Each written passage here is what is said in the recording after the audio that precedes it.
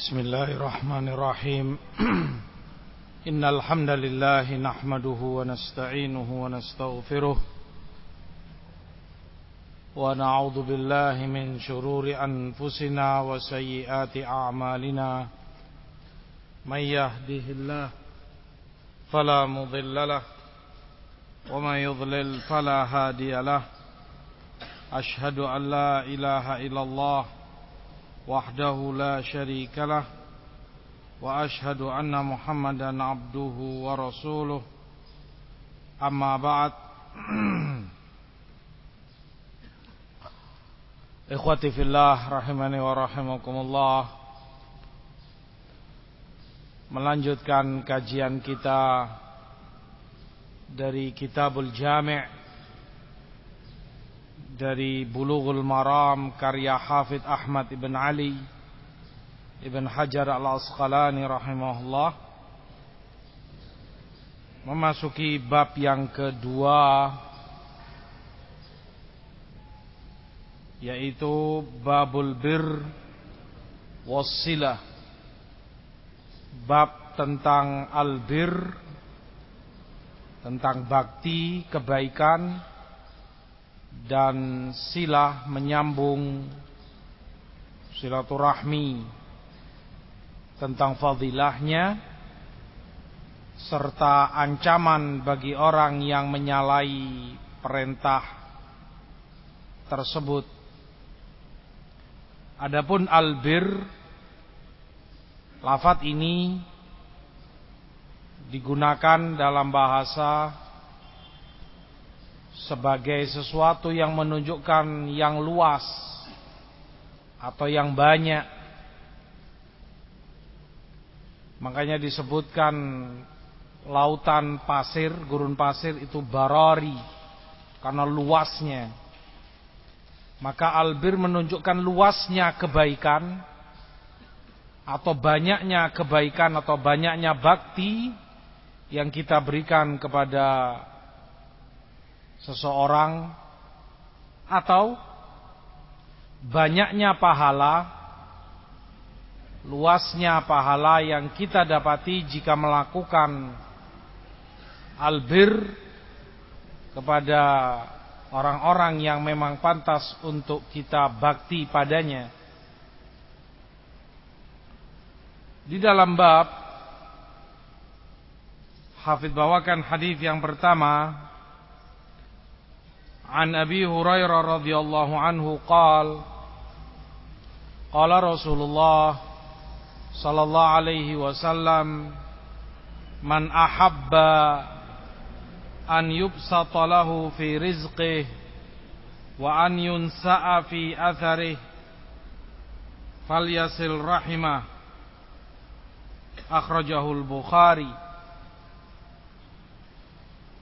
Barang siapa yang senang untuk diluaskan,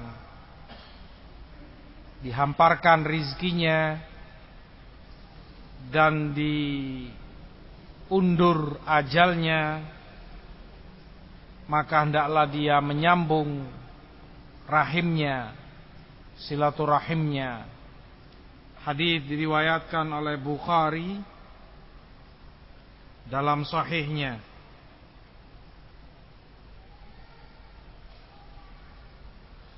Hadis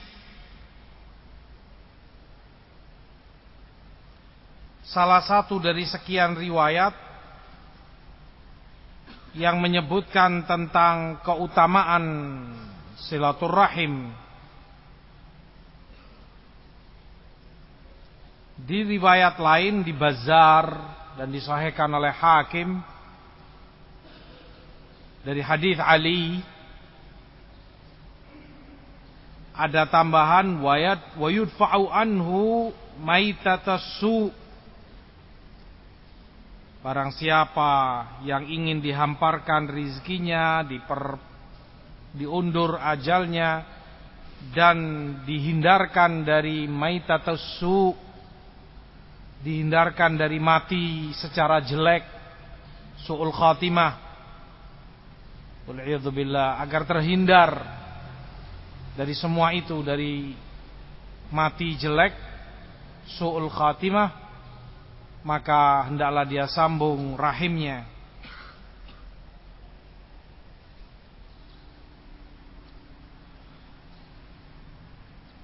Hadis mengajarkan kepada kita tentang keutamaan silaturrahim, di mana Allah telah sebutkan dalam Ar-Ra'd 21, walladzina yasiluna ma amarallahu bihi an yusala wa yakhshawna rabbahum wa yakhafuna su'al hisab. Dan orang-orang yang menyambung segala yang Allah perintahkan untuk disambung, dan mereka takut kepada Rabb mereka dan takut dari hisab yang jelek. Kata Imam Qurtubi rahimahullah, ayat tampak kuat jelas tentang perintah untuk menyambung silaturahim, menyambung segala yang Allah perintahkan untuk disambung. Yang terutama dan nyata adalah menyambung silaturahmi. Dan ini pendapat banyak dari para ulama mufassirin, sehingga hadis pula menjadi sebab kuat yang karenanya Allah menjadikan rizki seorang hamba itu mudah, luas, dan juga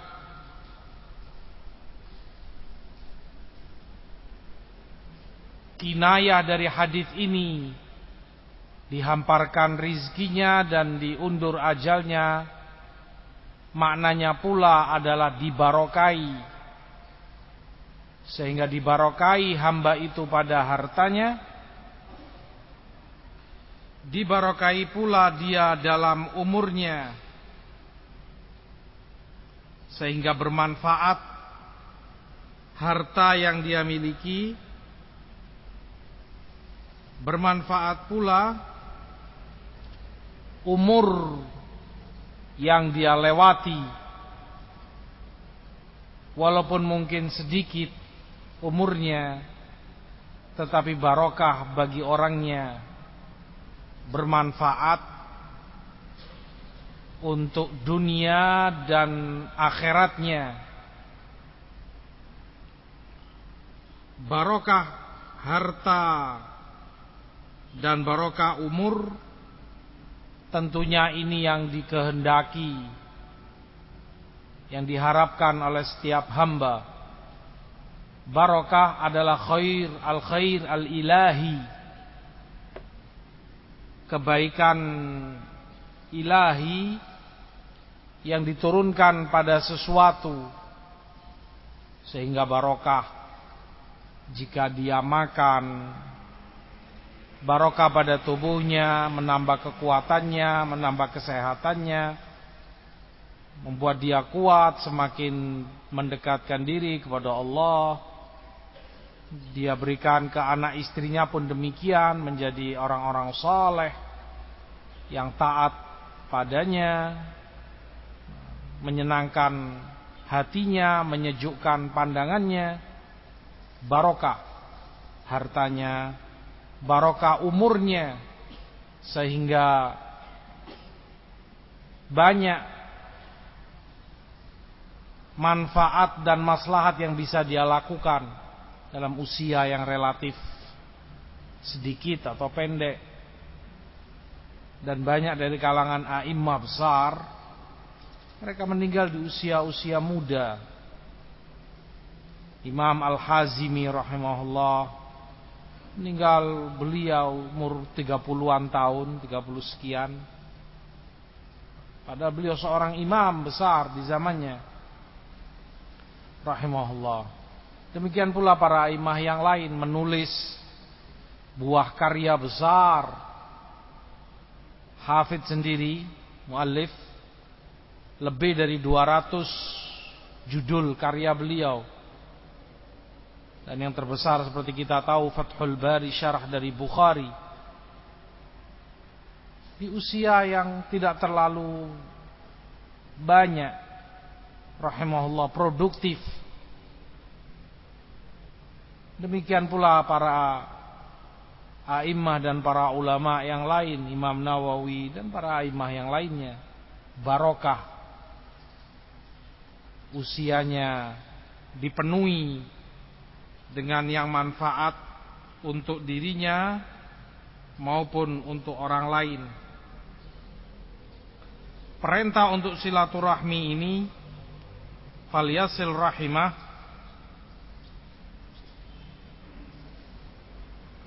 rahim yang dimaksud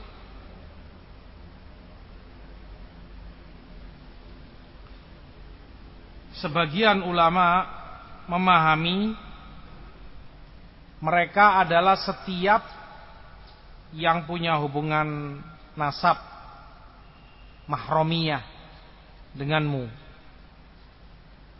yang punya hubungan mahramiyah, menjadi mahram bagimu, yang tidak boleh kamu nikahi. Jika kamu laki, ya bibi kamu, terutama ibu bapak, bibi kamu, saudara bapak, saudara ibu, nenek. Atau lelaki yang kalau saja dia seorang wanita tidak boleh kamu nikahi posisinya. Keponakan kamu laki, artinya jika dia wanita kan tidak boleh kamu nikahi, maka dia termasuk yang wajib untuk disambung dan dijaga silaturahimnya. Ini pendapat. Yang lain dari kalangan ulama sebutkan rahim yang dikehendaki adalah setiap waris, setiap yang menjadi ahli waris. Maka ini lebih luas lagi. Setiap yang dia menjadi ahli waris bagimu. Maka tidak semua kerabat menjadi orang yang diwajibkan kamu untuk silaturahim dengannya. Dengan pendapat ini, karena misalnya khol sangat dekat, saudara ibu kamu, paman saudara ibu kamu, dekat sekali, tetapi dia bukan ahli waris, maka tidak termasuk yang wajib untuk kamu sambung silaturahimnya. Atau dia sebagai cucu kamu dari anak wanita, ibnul bint, anak cucu laki dari anak wanitamu, bukan ahli waris, bukan termasuk yang berhak mendapat warisan, maka bukan termasuk dengan pendapat ini. Yang ketiga lebih luas, yaitu al-qarib, kerabat secara umum, yang ada hubungan qarabah, ada hubungan kekeluargaan dengan kamu walaupun agak jauh. Itu misan 2 kali, paman, anaknya paman, bibi, anak bibi, dan seterusnya. Setiap yang ada hubungan kekeluargaan denganmu, maka dia termasuk orang yang wajib kamu jaga hubungan silaturahim dengannya. Dan ini yang dikuatkan oleh banyak ulama, bahwa rahim yang dimaksud silaturahim kepada setiap kerabat, walaupun dia bukan ahli waris, walaupun dia bukan mahram bagimu. Permasalahan lain yang ulama jelaskan bahwa silaturahim ini perintah yang disebutkan dalam Quran dan Sunnah untuk dijaga, ditunaikan dengan baik, namun tidak ada batasannya. Artinya seperti apa yang dimaksud silaturahim itu? Kapan orang ketika melakukan itu telah dinyatakan dia jaga silaturahimnya? Qati'ah pun demikian, lawannya memutus silaturahim. Syariat tidak tegaskan seperti apa memutus silaturahim itu. Maka para ulama menyebutkan yang semacam ini kembalinya kepada urf, kepada adat atau kebiasaan muslimin yang mereka anggap itu silaturahim, ya berarti itu silaturahim. Yang mereka anggap itu qati'ah, qati'atur rahim, memutus hubungan silaturahim, maka itu memutus silaturahim. Maka terkena ancaman-ancaman yang disebutkan dalam syariat. Kembalinya kepada urf. Misalnya jika urf menghendaki yang namanya silah itu dengan harta, dengan pemberian sesuatu, kamu beri apalah, sembako misalnya, beras, gula, uang. Jika mereka menyatakan ya seperti itulah silaturahmi, maka ya itulah silaturahmi. Dengan memberi bantuan sembako atau yang semisalnya. Mungkin di daerah lain muslimin setempat menganggap yang namanya silaturahmi itu ziarah. Datang ke rumahnya, beramah tamah, kunjungan, ziarah. Maka ya itulah silaturahmi. Walaupun tanpa harta yang kamu berikan padanya. Yang jelas tidak ada patokan pasti dalam syariat. Kembalinya kepada urf, kebiasaan muslimin. Maka qati'ah pun demikian sama. Jika muslimin menganggap suatu perbuatan itu adalah memutus silaturahmi, maka itu termasuk memutus silaturahmi dan haram, terkena ancaman-ancaman syar'i.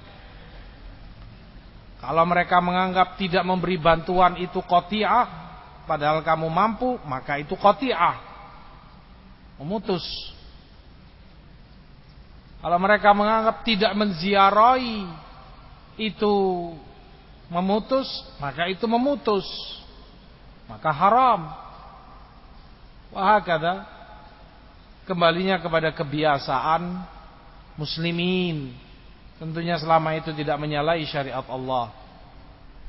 Urf ini ada perannya, al-'ada muhakkamah, dipakai dalam keadaan seperti ini yang tidak ada patokan jelas dalam syariat. Kembali kepada kebiasaan kaum muslimin. Rahim di Bukhari dan Muslim dari hadits Aisyah, Rasulullah SAW sebutkan ar-rahim mu'allaqatun bil arsh. Rahim ini tergantung di arsh. Taqulu man wasalani wasalahullah. Rahim itu berkata, yang menyambung aku, silaturahim, menjaga, maka dia akan disambung oleh Allah hubungannya. Allah akan menyambung hubungannya dengan hamba itu, diberikan taufik, hidayah, pertolongan kepada si hamba. Besarnya hak rahim bagi seorang muslim. Hadis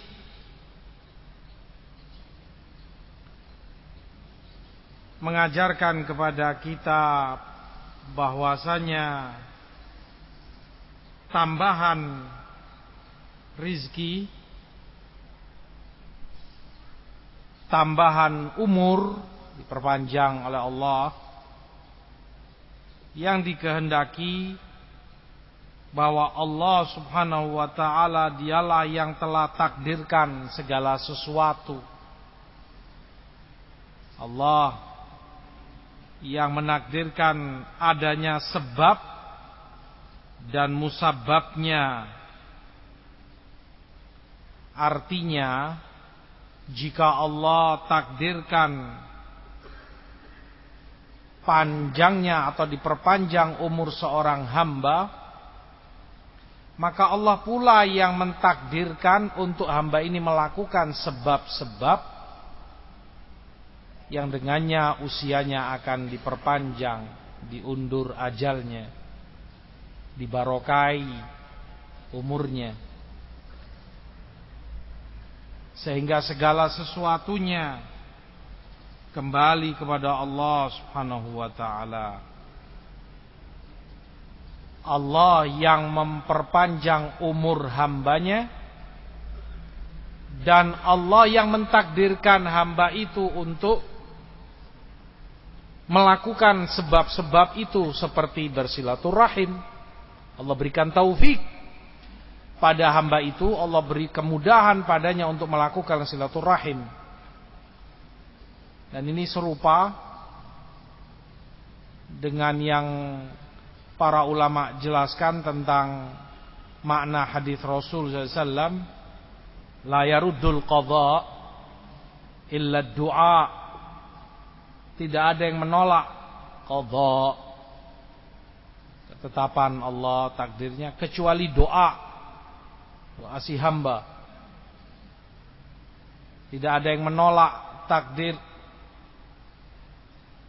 kecuali doa. Maknanya bukan berarti sudah ditetapkan oleh Allah sesuatu kemudian berubah karena doa hamba itu, kemudian terhapus yang di Lauhul Mahfuz yang telah ditakdirkan 50.000 tahun sebelum diciptakannya langit dan bumi. Tidak, bukan demikian maknanya. Tetapi maknanya Allah yang tetapkan, Allah yang takdirkan bahwa hamba itu berubah takdirnya, dan itu termaktub di Lauhul Mahfuz bahwa dia selamat misalnya dari malapetaka, dan Allah pula telah tetapkan di Lauhul Mahfuz bahwa hamba itu menjalankan asbab. Ditakdirkan pula oleh Allah bahwa hamba itu akan berdoa. Dengan doa itu pula Allah takdirkan dia selamat dari suatu bala, bencana atau malapetaka. Sehingga sesuatu tidak ada yang keluar dari kehendak dan ketetapan Allah. Itu yang para ulama jelaskan tentang makna ini. Bahwa amalan saleh asbab, sebab ikhtiar yang dilakukan oleh seorang hamba yang dengannya dia mendapati musabbab. Allah takdirkan dengan silaturahim itu dihamparkan rizkinya dan diundur ajalnya, diperpanjang umurnya dan dibarokai oleh Allah Subhanahu wa ta'ala.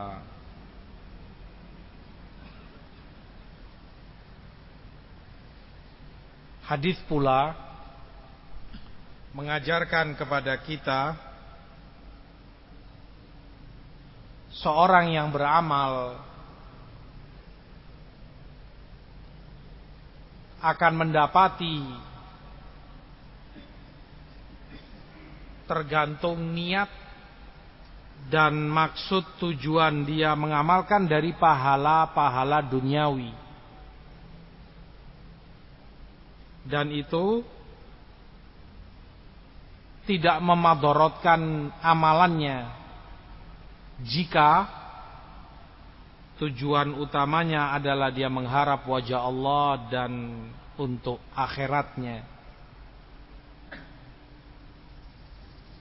Allah dengan hikmahnya telah mengatur telah menentukan adanya pahala ajil dan ajil, pahala yang langsung, balasan kebaikan didapati oleh hamba itu di dunia, maupun pahala yang ditunda nanti di akhirat akan dia petik hasilnya. Maka seorang mukmin yang ikhlas dan jujur dalam imannya, dalam beramalnya, apapun yang dia lakukan, apapun yang dia tinggalkan, murni yang dia harapkan hanyalah Allah semata, mengharap apa yang di sisi Allah, dan dia meminta pertolongan kepada Allah dengan melakukan amalan-amalan soleh dan terghib, motivasi-motivasi syariat yang tersebutkan di dalam Quran dan Sunnah. Dia lakukan sebab-sebab yang ada ini dalam syariat, dia pelajari. Misalnya hadis seperti ini mengajarkan silaturahim, maka dia beristi'anah dengan itu untuk mendapat apa yang di sisi Allah dan janji yang Allah berikan, dibarokai hartanya dan usianya. Wahakadha seorang mukmin. Tetapi yang tercela kalau kemudian seorang manusia dalam beribadah hanya memikirkan balasan duniawiyah belaka. Hanya itu saja yang dia inginkan dan hanya itu yang ada di kepalanya. Hanya itu yang ada dalam kolbunya. Terutama kalau itu balasan-balasan duniawi. Misalnya disebutkan balasan pahala orang bersedekah itu dilipat gandakan sampai sekian kali, dan satu kebaikan digandakan sampai 10 kali lipat, sampai 700 kali lipat. Kalau kemudian seorang hamba hanya itu di benaknya, keuntungan duniawi belaka, dia sedekah, infakkan hartanya, tapi dengan niatan untuk supaya mendapat bagian yang lebih banyak, 7 kali, 10 kali lipat, 700 kali lipat, besar. Sementara hampa wal'iyadzubillah hatinya dari keikhlasan, kosong niatnya dari tabungan untuk di akhiratnya, nggak ada sama sekali di benak dia. Maka ini yang tercela. Dijadikan ibadah itu sekedar sarana untuk mendapatkan keuntungan duniawi belaka, walaupun itu memang dijanjikan. Makanya kata Imam Muhammad ibn Sulaiman rahimahullah, termasuk dari syirik iradatul insan bi amalihi dunya. Ketika seorang manusia menginginkan dengan amalan solehnya keuntungan duniawi belaka, itu yang ada di benaknya, hitung-hitungan keuntungan duniawi, tidak ada ikhlas, tidak ada ingin melihat wajah Allah, ingin selamat di akhiratnya, nggak ada. Terus hitungan duniawi saja. Ini yang tercela dan dilarang, bahkan menjurus kepada kemusyrikan. Karena itu niatnya, itu yang memicu dia untuk melakukan dan berbuat ini dan itu. Makanya para ulama mengingkari ibadah yang kemudian dijadikan sarana sebagai profesi cari penghasilan. Misalnya seperti disebutkan oleh Imam Syekh Muhammad bin Shalih Al-Utsaimin rahimahullah, ruqyah, ibadah mulia, meruqyah orang saudara kamu yang sakit. Tapi kemudian ini dijadikan profesi dan ada tarifnya. Sekali ruqyah sekian, biayanya sekian, begini. Lebih dahsyat lagi betul-betul dipromosikan rumah ruqyah, masuk di majalah atau di mana diiklankan bersama Ustadz Fulan atau Fulan dan Fulan atau Fulana. 3 kali ruqyah gratis sekali, dapat bonus ruqyah sekali gratis. Yang ada di benaknya sebagai profesi penghasilan uang,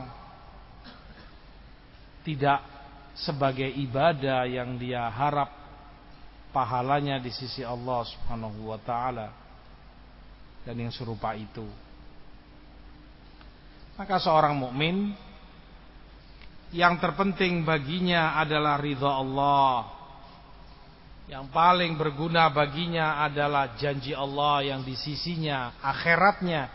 Bagaimana amalan ini akan menyelamatkan dia di akhirat, memberatkan timbangan kebaikan dia, memasukkan dia ke dalam surga, menyelamatkannya dari neraka. Itu yang terpenting. Adapun balasan duniawi seperti ini, diperbanyak rizkinya, dibarokai, perpanjang usianya, dibarokai.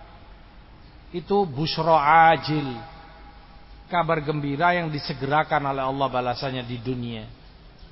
Bukan itu tujuan satu-satunya, bukan itu tujuan terbesar seorang mukmin dalam melakukan silaturahim. Hadis kedua dibawakan oleh Hafidz rahimahullah, wa an Jubair ibn Mut'im radhiyallahu anhu qala Rasulullah sallallahu alaihi wasallam la yadkhulul jannata qati'. Dari Jubair bin Mut'im, Rasulullah sabdakan, tidak akan masuk jannah, tidak akan masuk surga qati', orang yang memutus, yakni qati'ar rahimin, muttafaqun alaih, yaitu orang yang memutus silaturahminya. Hadis disepakati oleh Bukhari dan juga Muslim di sahih keduanya. Kalau yang tadi targhib, ajakan dan motivasi untuk silaturahim dan fadilahnya, maka yang ini tarhib, ancaman berat bagi yang memutusnya. Tentang memutus silaturahmi, Allah pun sebutkan dalam Al-Baqarah 27, wa yaqta'una ma amarallahu bihi an yusala wa yufsiduna fil ardi ulaika humul khasirun, yaitu mereka yang memutus segala yang Allah perintah untuk disambung, termasuk silaturahim. Mereka putus padahal Allah perintah untuk disambung. Wa yufsiduna fil ard, dan mereka melakukan pengkerusakan di muka bumi, dan mereka itulah orang-orang yang merugi. Ancaman Allah. Juga dalam surat Muhammad sallallahu alaihi wasallam ayat 22 dan 23, fahal asaitum in tawallaitum an tufsidu fil ardi wa tuqatti'u arhamakum. Fahal asaitum, mungkin saja kalian jika kalian berpencar di muka bumi, kalian melakukan pengerusakan di muka bumi ini, dan kalian putus hubungan rahim kalian. Atau makna intawallaitum, mungkin saja jika kalian diberi wilayah kepemimpinan, kalian menjadi pemimpin, yang kalian lakukan adalah merusak di muka bumi dan memutus silaturahmi kalian. Ancamannya Allah sebutkan, ulaikal ladzina la'anahumullah. Mereka itu orang-orang yang dilaknat oleh Allah. Fa asammahum wa a'ma absarahum. Allah tulikan mereka dan Allah butakan mata mereka. Balasan berat tentunya, karena pelanggarannya pun pelanggaran besar. Cukup menunjukkan kepada kita kalau perbuatan itu minal gabair, termasuk dari dosa yang sangat besar, sampai diancam laknat oleh Allah, ditulikan dan dibutakan dari kebenaran. Telinganya mendengar, tetapi tuli untuk mendengar kebenaran. Pendengaran yang berpengaruh pada kolbunya, al-haq yang berpengaruh dalam kehidupannya sehingga membenahi tindak tanduknya, amal perbuatannya, nggak bisa ditulikan oleh Allah walaupun dia masih mendengar. Wa a'ma absarahum, dan Allah butakan mata mereka walaupun mereka melihat, tapi buta dari al-haq sehingga tidak mengenali mana yang sunnah, mana yang bid'ah, mana yang tauhid, mana yang syirik, mana yang ma'ruf, mana yang mungkar, mana yang harus dia cintai dan dia bela, dia perjuangkan, mana pula yang harus dia perangi dan dia lawan. Hilang semua ini darinya, dibutakan oleh Allah subhanahu wa ta'ala, wal'iyadhu billah.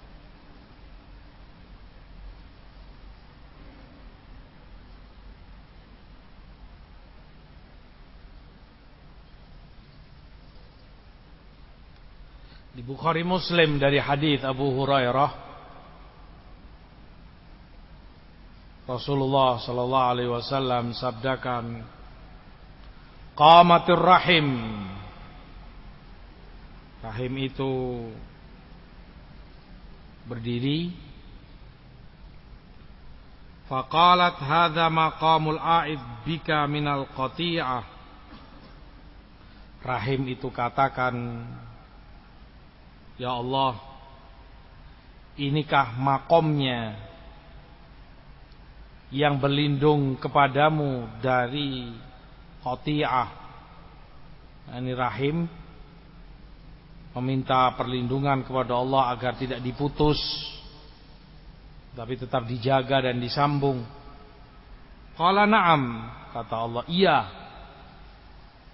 Ama tardaina an asila man wasalaki wa aqta'a man qata'aki. Kata Allah, tidakkah kamu ridha, rahim,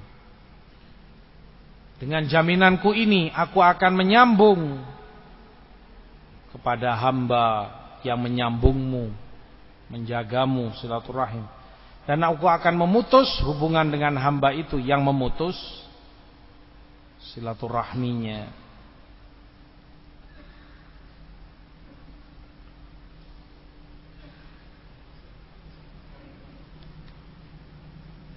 Silaturahim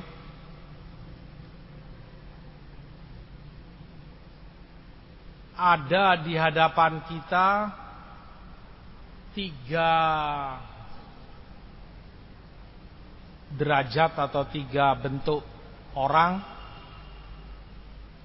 Derajat yang tertinggi adalah derajat al-wasil. Al-wasil. Itu yang Rasulullah sabdakan di Bukhari, laisal wasil bil mukafi walakinnal wasil alladhi idza quti'at rahimuhu wasalaha. Wasil yang menyambung silaturahimnya, bukannya orang yang membalas, mukafi, tetapi justru hakikat wasil adalah orang yang jika diputus silaturahimnya dia sambung. Maka itu wasil. Jika orang membalas kebaikan orang dengan kebaikan, itu standar, normal. Tetapi keutamaannya justru ketika orang itu berbuat jelek padanya, dia balas dengan kebaikan. Man idza quti'at rahimuhu wasalaha. Orang yang ketika diputus silaturahimnya, dia tidak dijenguk, dia tidak dibantu, tidak diberi muka, tidak dihiraukan oleh keluarganya, kerabatnya, dia yang memulai datang ke mereka, menghormati mereka, silaturahmi mereka. Ini wasil yang harus disebutkan pada makom yang tertinggi, wasil. Derajat yang kedua, mukafi. Al-mukafi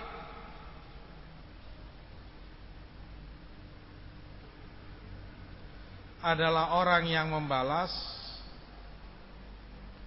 jika dia diperlakukan baik, jika dia diberi kebaikan, ya dia akan balas dengan kebaikan. Sifatnya menunggu, tergantung. Kalau kamu baik padanya, berbakti padanya, dia akan membalas kebaikan dan bakti padamu. Sebaliknya mungkin demikian juga. Kamu jahat, padanya akan dia balas dengan kejahatan yang serupa. Ini mukafi. Tentu makomnya di bawah yang tadi. Karena orang ini bakhil, pelit.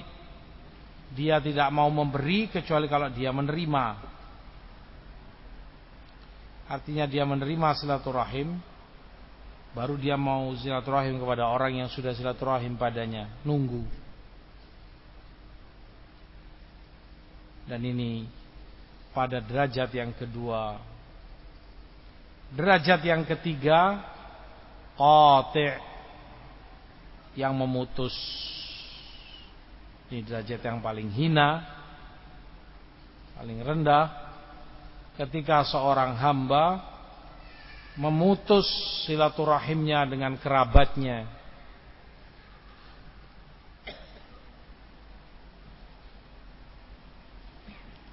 Di Sahih Muslim dari hadis Abu Hurairah, seseorang bertanya, "Ya Rasulullah, innali qarabatan asiluhum." Aku ini punya kerabat yang aku baiki, aku silaturahim padanya. Wa yaqta'unani, tetapi mereka memutus silaturahmi mereka padaku. Wa uhsinu ilaihim wa yasi'una ilayya. Mereka, aku lakukan kebaikan, bakti untuknya, tetapi mereka justru melakukan kejelekan padaku. Wa ahlumu anhum wa yajhaluna alayya. Aku santun kepada mereka, tapi merekanya menyikapi aku dengan kejahilannya. Maka Rasulullah pun sabdakan pada sahabat ini, in kunta kama qulta, jika benar yang kamu sampaikan, faka'annama tusiffuhumul mal wala yazalu ma'aka minallahi dhahir alaihim madum ta'ala dzalik. Kalau kamu terus seperti itu, seperti kamu berikan bara api kepada mereka. Kebaikanmu kepada mereka yang dibalas selalu dengan kejelekan oleh mereka, itu seperti bara api kamu berikan padanya. Semakin banyak kamu baik, semakin kamu berbakti padanya, menjaga silaturahimnya, semakin dia balas dengan kejelekan, kamu itu memberi bara api padanya dari neraka, sehingga akan memperberat hujjah dia di hadapan Allah kelak. Kamu sudah lepas tanggung jawab, menunaikan kewajiban untuk bersilaturahim dengannya. Seperti bara api kamu berikan kepada mereka, artinya mereka yang merugi. Panas, semakin susah usahanya. Dan tetaplah Allah akan membela kamu, tetaplah Allah membantu kamu selama kamu terus di atas itu, istiqamah.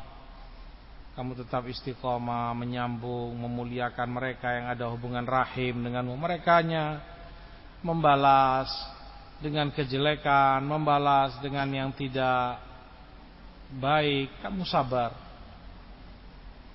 Karena keawaman mereka atau karena kejahilan mereka, sabar. Itu sifat yang begitu agung dan mulia. Tetap Allah akan membela kamu sebagai zahir, penolong bagimu. Terus Allah akan memberikan bantuannya kepadamu. Maka bagi seorang mukmin, dia tidak melakukan semua itu karena urusan pribadinya. Kalau orang menghitung dengan pribadi kan, dia akan bilang, oh, mereka enggak silaturahmi ke saya, ngapain saya silaturahmi padanya? Oh, dia enggak melakukan kebaikan sama saya, ngapain saya baik padanya? Itu hitungan manusia. Tapi seorang mukmin lah, dia lakukan untuk Allah semata. Saudaranya itu baik atau jelek bukan urusan dia. Justru itu keutamaan silaturahim. Kamu sambung, kamu datangi, kamu hubungi orang yang memutus hubungannya denganmu. Itu yang Allah sebutkan dalam Quran. Idfa' billati hiya ahsan. Balas dengan yang lebih baik. Fa idzal ladzi bainaka wa bainahu adawatun ka'annahu waliyyun hamim. Dengan cara itu akan berubah yang semula musuh, jahat, kejam padamu, zalim, akan berubah menjadi orang terdekat kamu, baik dan melindungi kamu. Wala yulaqaha illa alladziina sabaru wala yulaqaha illa dzu hadzin 'adzim. Tetapi itu sabar tidak akan didapati kecuali bagi mereka yang betul-betul punya kesabaran besar, diberi taufik oleh Allah. Dzu hadzin 'adzim, dan punya bagian besar dalam perkara akhlak, punya bagian banyak dalam perkara sifat-sifat yang terpuji.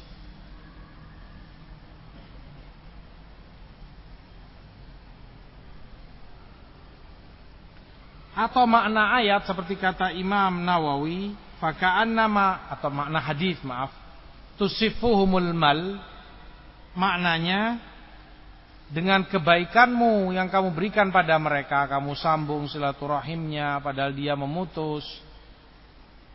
Dengan itu kamu membuat mereka sedih dan gelisah. Dengan itu mereka terhinakan pada dirinya sendiri karena banyaknya jasa kamu kepadanya dan jeleknya balasan dia kepadamu.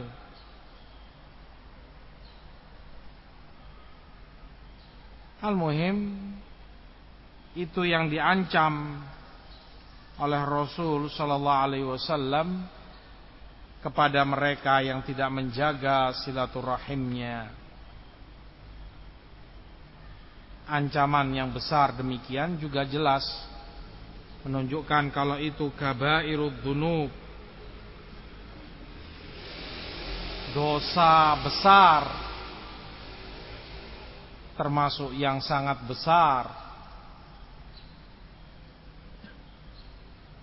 Di dalam hadis riwayat lain ada beberapa tambahan yang Rasulullah sebutkan selain hadis ini. Antara lain yang Rasulullah sebutkan dari hadis Abu Musa dari riwayat Ismail Al-Qadhi, Rasulullah katakan, la yadkhulul jannah mudminu khamrin wala musaddiqin bisihrin wala qati'u rahimin. Tidak akan masuk surga orang yang pecandu minuman keras,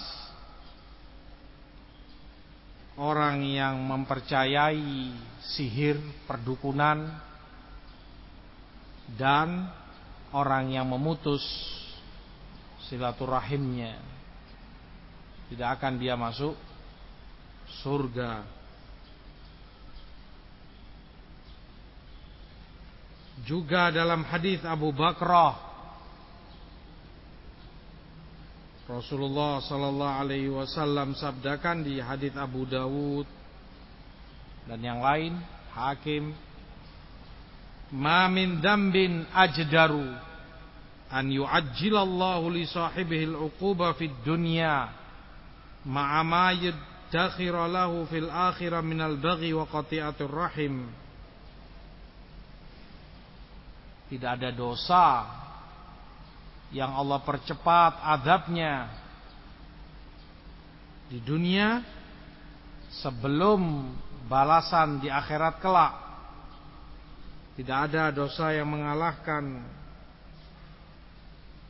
yang memutuskan silaturahmi dan baghyu, hasad, dengki dan memusuhi kaum mukminin yang mendapat kebaikan sementara dia tidak. Hasad.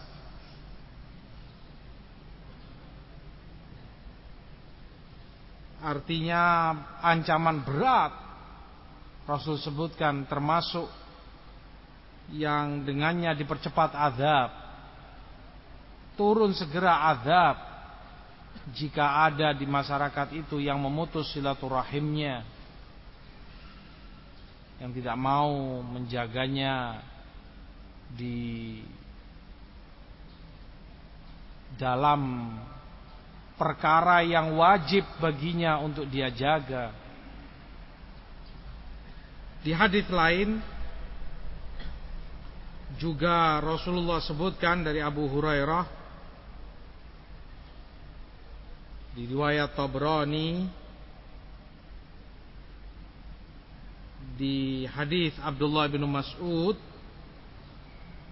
beliau katakan, inna abwabas sama mughlaqatun duna qati'ir rahim.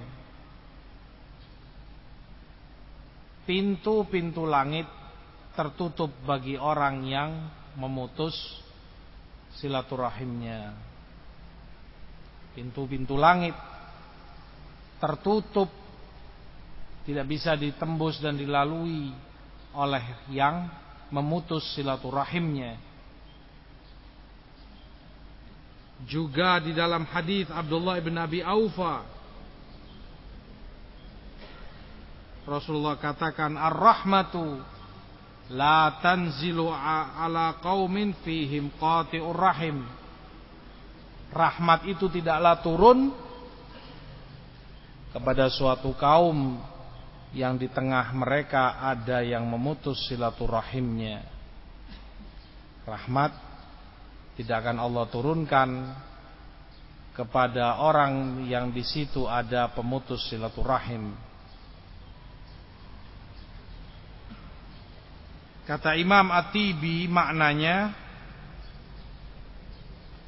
jika memang kaum itu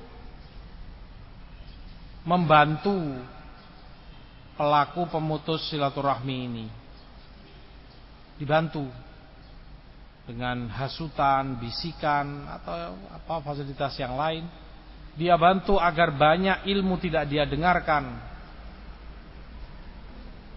dibantu oleh kaumnya untuk melancarkan aksinya memutus silaturahim, diprovokasi atau bagaimana, nggak usah kamu kesana, nggak usah kamu datangi, nggak usah kamu ziarahi, nggak usah kamu bantu, maka mereka yang semacam ini yang masuk di dalam hadis tidak akan mendapat rahmat, tidak turun kepada mereka. Atau mereka yang tahu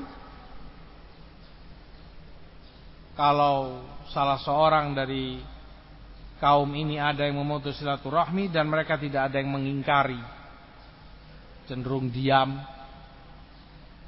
membenarkan atau membiarkan, maka tidak akan diturunkan rahmat kepada mereka. Ditahan oleh Allah rahmatnya. Baik diartikan rahmat itu sebagai hujan, tidak akan diturunkan, atau rahmat lebih umum lagi yang bermanfaat dan dibutuhkan oleh mereka dalam kehidupannya. Ini semua ancaman agar mereka tahu dan sadar syu'um taqatu', celakanya orang yang memutus hubungan silaturahimnya, sehingga setiap muslim berkewajiban untuk selalu membenahi dirinya, membenahi keluarganya, menjaga silaturahimnya, membiasakan diri dan keluarganya untuk mengamalkan sunnah ini yang diajarkan oleh Rasul sallallahu alaihi wasallam. Baik. Di dalam hadis ketiga, Hafidz bawakan wa 'anil Mughirah ibni Syu'bah, dari Mughirah bin Syu'bah radhiyallahu anna Rasulullah sallam qala, Rasulullah sallam bersabda, innallaha harrama 'alaikum 'uquqal ummahat. Allah haramkan atas kalian durhaka kepada ibu, wa wa'dil banat. Allah haramkan atas kalian mengubur anak-anak wanita, wa man'an wahat, kalian mencegah, tidak memberi, tetapi kalian meminta apa yang tidak menjadi hak kalian.